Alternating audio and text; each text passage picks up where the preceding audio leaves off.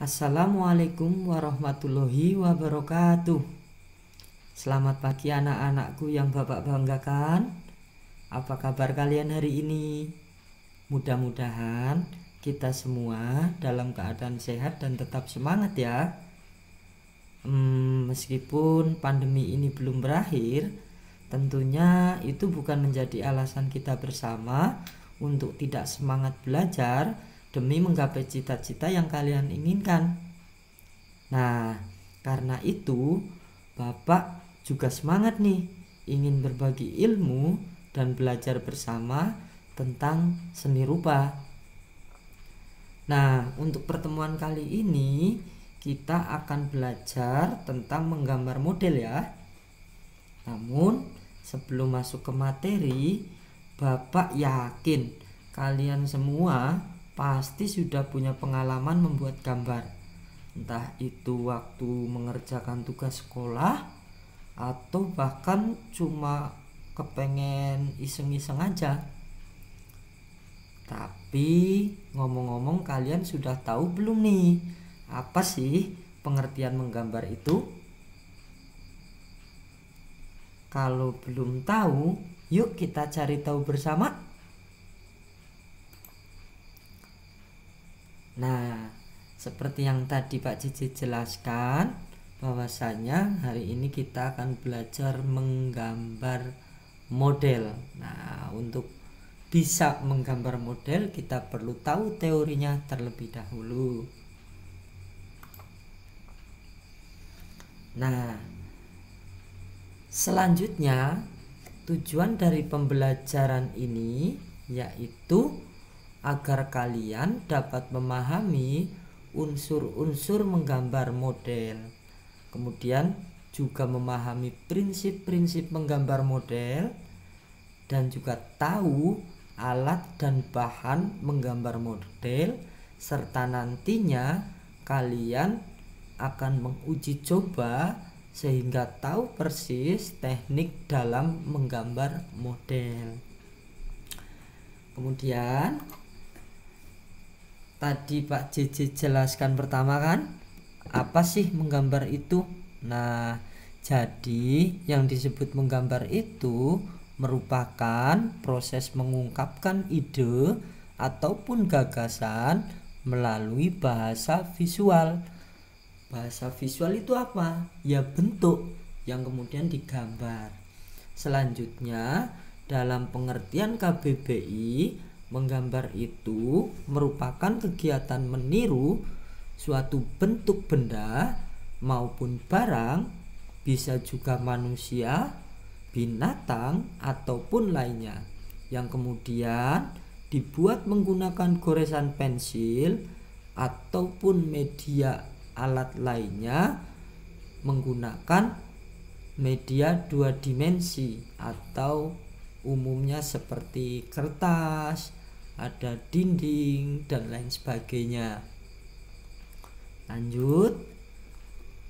Kemudian apa itu menggambar model? Nah, menggambar model itu sendiri merupakan proses menggambar dengan cara melihat langsung suatu objek ataupun model yang akan kita gambar. Nah, contohnya seperti foto di samping kanan, bahwasanya kita lihat bersama ada proses aktivitas anak-anak yang sedang menggambar suatu model ataupun objek manusia. Kemudian objek ataupun model itu sendiri bisa diklasifikasikan menjadi 4. Yang pertama, seperti tadi yang Pak JJ sampaikan, yaitu bisa menggambar objek manusia. Kemudian yang kedua, bisa menggambar objek hewan. Kemudian yang ketiga, bisa menggambar objek tumbuhan. Dan yang terakhir, menggambar objek benda, atau dalam istilah seni rupanya yaitu alam benda. Alam benda apa sih Pak JJ? Jadi alam benda itu segala macam bentuk benda mati yang kemudian bisa dibuat oleh manusia atau asalnya dibuat manusia maupun alam yang membuatnya. Contohnya seperti gambar berikut. Lanjut. Kemudian di dalam gambar model terdapat unsur-unsur suatu kebentukan. Nah, unsur-unsur ini dapat kita identifikasi atau kita temukan, di mana unsur-unsurnya itu tersusun dari garis, kemudian ada bentuk, kemudian ada bidang, kemudian ada tekstur, dan yang terakhir ada pencahayaan. Oh ya, yang perlu diperhatikan, tekstur di sini maksudnya yaitu adalah tekstur semu ya, atau tekstur palsu. Karena apa? Karena nanti bentuknya gambar 2 dimensi yang mana hanya digores, sehingga teksturnya nanti tidak seperti tekstur contoh aslinya. Kemudian pencahayaan yaitu yang nanti akan menjadi penentu kesan efek volume atau kesan 3D dari suatu objek yang kalian tangkap. Lanjut. Kemudian di dalam menggambar model terdapat beberapa prinsip yang harus dijadikan acuan. Yang pertama itu prinsip komposisi, di mana komposisi ini artinya yaitu cara menyusun atau mengatur objek agar lebih menarik dan indah pada saat digambar. Kemudian ada juga prinsip keseimbangan. Prinsip keseimbangan itu merupakan kesesuaian atau keselarasan antara bidang gambar, objek, dan gambar yang nantinya akan dihasilkan oleh kalian. Kemudian selanjutnya ada prinsip proporsi. Proporsi ini bisa disebut juga suatu perbandingan ideal pada masing-masing benda yang akan menjadi objek menggambar model. Kemudian yang keempat merupakan prinsip kesatuan. Kesatuan ini disebut juga sebuah keserasian dalam mengatur objek sehingga menghasilkan kesan ruang, kesan kedalaman, kemudian di antara objek satu dengan lainnya itu saling mendukung sehingga kesannya menjadi bentuk gambar model yang utuh. Lanjut. Tadi kita sudah mengetahui pengertian dari prinsipnya menggambar model yaitu komposisi. Di sini bisa kita lihat dalam proses penyusunan atau mengkomposisikan benda-benda yang akan kita jadikan model menggambar umumnya dapat diklasifikasikan menjadi 4 ini. Yang pertama yaitu komposisi simetris. Kemudian yang kedua komposisi asimetris. Kemudian yang ketiga ada komposisi sentral, dan yang terakhir ini komposisi segitiga. Nah, 4 jenis ini umum ya, yang sering dijadikan acuan untuk menyusun benda-benda yang akan dijadikan model untuk menggambar. Lanjut ya, kita cari detailnya ya. Lalu komposisi simetris bentuknya seperti apa? Nah, ini contohnya.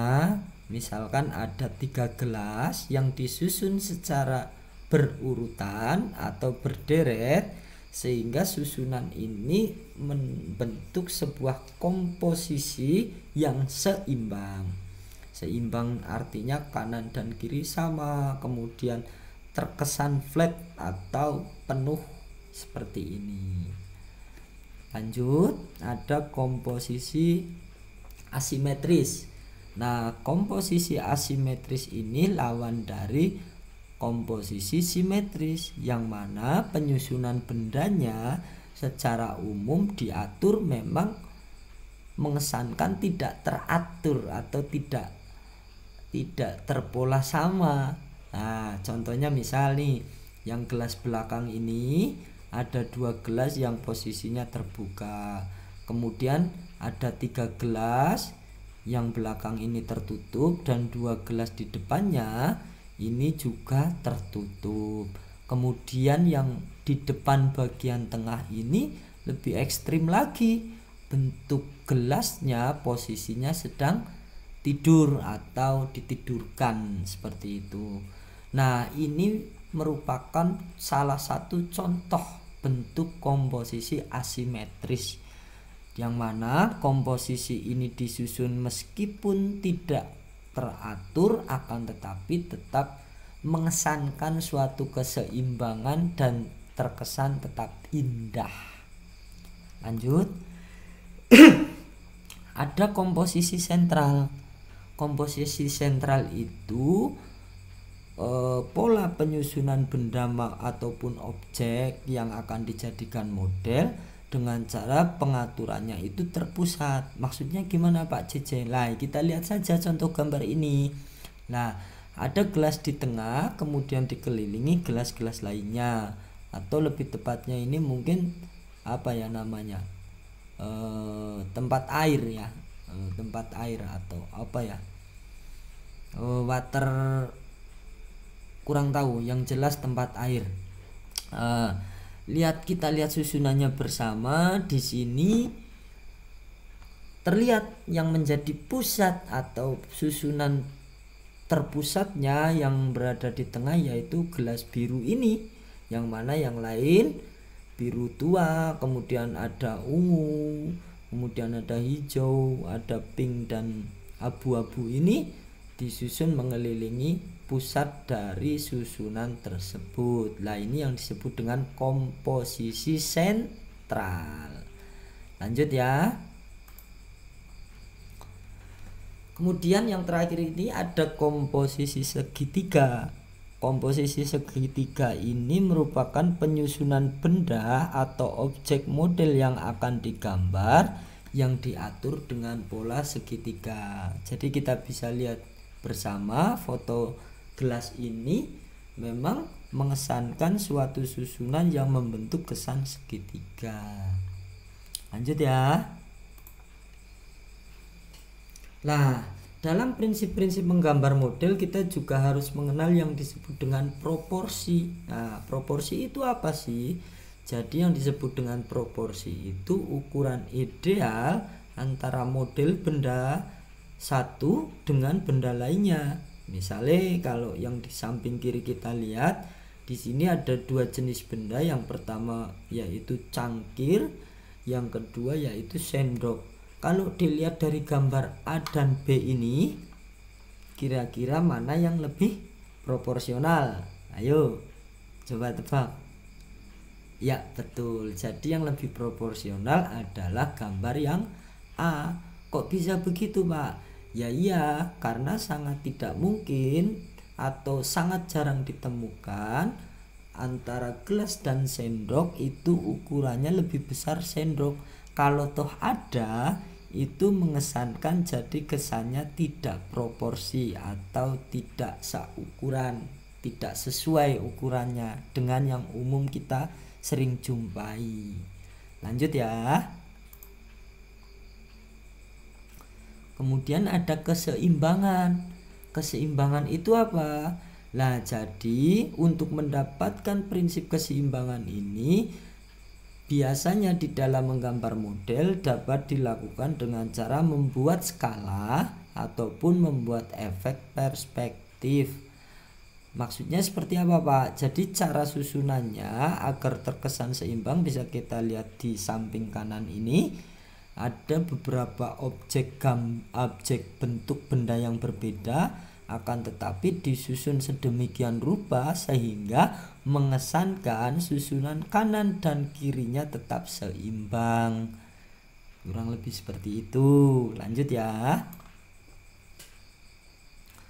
Kemudian ada prinsip kesatuan atau dalam istilah bahasa Inggrisnya unity. Nah, kesatuan ini merupakan keserasian di dalam menggambar objek yang secara serasi sehingga menghasilkan satu kesatuan gambar model yang utuh. Bisa kita lihat gambar di pojok kanan bawah ini.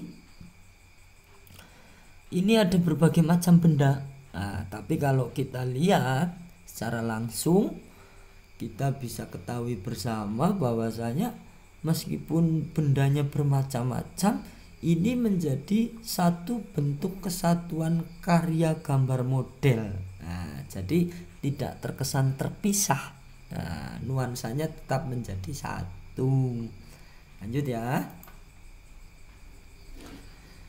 Selanjutnya, setelah kita memahami tentang prinsip-prinsip di dalam menggambar model, kita juga akan mencoba mengenal yang sebenarnya kalian pun sudah akrab dengan alat bahan menggambar model tersebut.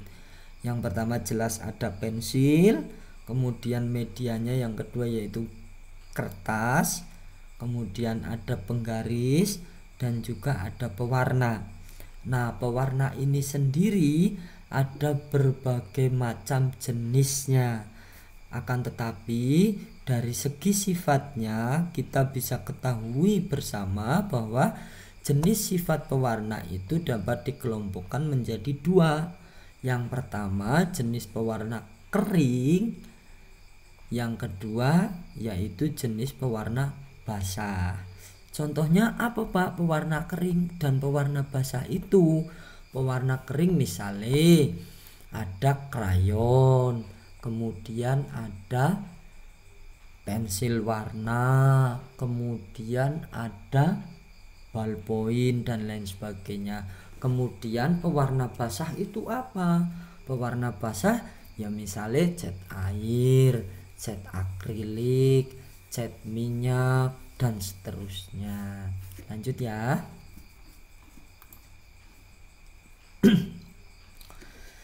Setelah kita mencoba mengenali alat dan media yang digunakan untuk menggambar model, kita coba mencari tahu terlebih dahulu sebelum praktek menggambar modelnya. Kita mencari tahu yaitu teknik di dalam menggambar model. Kita lihat bersama. Yang pertama yaitu teknik arsir. Nah, mungkin kalian juga sudah sering melakukannya, sadar atau tidak sadar. Teknik arsir ini biasanya menggunakan pensil ataupun ballpoint ataupun yang lainnya. Lah, teknik arsir ini itu apa? Teknik arsir ini teknik yang menekankan eksplorasi garis untuk menghasilkan efek gelap terang. Contohnya di gambar ini ada mangkok, bisa kelihatan mana bagian yang terang, mana bagian yang gelap. Kalau seperti ini, kira-kira cahayanya datang dari arah mana? Ya betul, dari arah kanan. Nah, ini ibaratnya kita bayangkan di sini ada sinar mataharinya. Nah, ini kemudian jatuh ke benda berupa mangkok ini, otomatis yang kena sinar menjadi terang, bagian yang tidak kena sinar menjadi gelap. Lah, untuk menghasilkan efek gelap terang ini, kalau mengarsir itu semakin rapat dan pekat itu menandakan efek gelap. Kalau semakin jarang dan tidak terlalu ditekan, itu menghasilkan efek cahaya yang terang. Lanjut ya. Maaf, ini saya sedang sedikit pilek ya. Ditambah lagi ada teknik dusel atau yang biasa sering kita sebut teknik gosok. Teknik dusel atau teknik gosok ini merupakan teknik yang dibuat dengan cara menggosokkan hasil goresan menjadi lebih halus untuk menghasilkan efek gelap terang. Nah, prosesnya seperti apa Pak? Biasanya untuk menggosok ini kalian diawali dengan cara mengarsir terlebih dahulu. Misalnya mengarsir menggunakan pensil ataupun pensil warna. Diarsir kemudian kalian gosok. Biasanya bisa menggosok menggunakan kertas yang digulung ataupun benda lunak lainnya. Bahkan bisa menggunakan jari-jari kalian. Nah, ini nantinya akan menghasilkan efek gelap terang yang lebih halus, atau transisinya lebih lembut. Nah, seperti contoh gambar jambu atau buah jambu air ini. Nah, kan kesannya lebih halus atau mengkilap ya. Lanjut. Kemudian ada teknik blok atau yang sering kita kenal dengan istilah siluet. Jadi teknik blok ini merupakan teknik menggambar model dengan cara menutup keseluruhan objek tanpa menerapkan prinsip gradasi dan transisi. Maksudnya gimana, Pak? Jadi yang kita buat hanya hitam dan putih saja. Artinya kalau disebut juga bisa positif dan negatif saja. Nah, kemudian itu bisa dibedakan menjadi dua jenis siluet. Nah, yang pertama objeknya yang positif, kemudian backgroundnya yang negatif dengan ditandai objeknya itu warnanya hitam, kemudian backgroundnya putih, pun sebaliknya. Nah, ini bisa objeknya yang negatif ditandai dengan warna putih dan backgroundnya yang hitam. Nah, ini yang disebut dengan teknik blok atau siluet. Lanjut. Kemudian ada teknik pointillis. Nah, teknik pointillis itu prinsipnya merupakan teknik yang dibuat dari susunan titik-titik atau dot yang diulang-ulang dan terus-menerus sehingga menghasilkan bentuk objek yang kalian contoh. Selain membentuk objek juga menghasilkan efek gelap terang juga. Contohnya seperti di sini. Tandanya seperti apa, Pak? Jadi kalau titik-titiknya semakin rapat itu menandakan semakin gelap. Nah, kemudian kalau titik-titiknya semakin jarang atau sedikit itu menandakan semakin terang. Nah, ini secara tidak langsung dapat kita lihat bersama susunan-susunan titik-titik ini selain membentuk objek itu tadi sehingga mengesankan volume dari objek tersebut. Lanjut ya. Ada teknik akuarel. Nah, teknik ini merupakan teknik sapuan basah. Sapuan basah karena apa? Ya karena menggunakan cat yang berbasis air. Seperti misalnya menggunakan cat air, menggunakan tinta, maupun cat akrilik yang kemudian dicampurkan dengan air yang banyak. Nah, fungsinya buat apa? Untuk membuat kesan efek transparan. Nah, jadi gambarnya itu seolah-olah transparan atau samar-samar. Seperti contoh berikut. Nah, lanjut ya, yang terakhir ada yang disebut dengan teknik plakat. Teknik plakat ini merupakan teknik menggambar yang biasanya menggunakan bahan cat dari cat poster, cat minyak maupun cat akrilik yang dibuat sedemikian rupa dengan goresan-goresan yang tebal sehingga menghasilkan efek pekat dan menutup. Cirinya apa? Cirinya gambarnya nanti hasilnya akan terkesan semakin bertumpuk. Nah, warna-warnanya itu semakin menumpuk karena memang kesannya itu dibuat dengan teknik menutup ya. Oke, seperti itu kurang lebih materi hari ini. Barangkali nanti ada yang mau ditanyakan bisa langsung komen di YouTube ini atau bisa wapri ke WA Pak JJ. Nanti insya Allah Pak JJ balas dan kemudian menjadi diskusi yang akan menarik. Nah, selanjutnya Di pertemuan selanjutnya kita nanti akan sama-sama belajar praktik membuat gambar model. Oke ya, kurang lebih seperti itu. Pak JJ ucapkan banyak terima kasih karena kalian sudah mau menyimak. Pak JJ cukupkan sekian. Jika ada kurangnya semata-mata itu karena Pak JJ sendiri. Jika ada lebihnya semata-mata dari pertolongan Allah Subhanahu wa taala. Mudah-mudahan dari sedikitnya ilmu ini bisa bermanfaat dan bermakna buat kalian. Terima kasih. Wabillahi taufik wal hidayah. Wassalamualaikum warahmatullahi wabarakatuh.